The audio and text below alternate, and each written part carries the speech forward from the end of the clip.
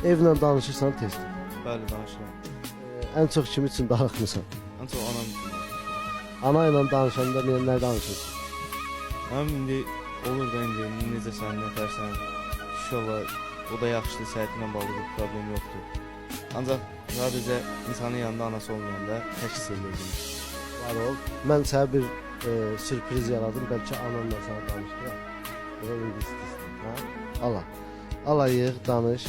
Qoy anan da sil. Denən bax hal-hazırda bizi komanda TV çəkir. Buyur.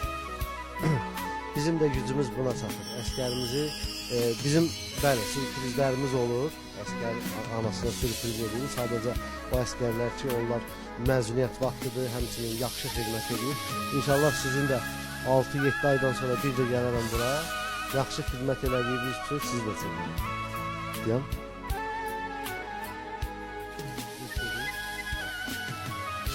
Alo.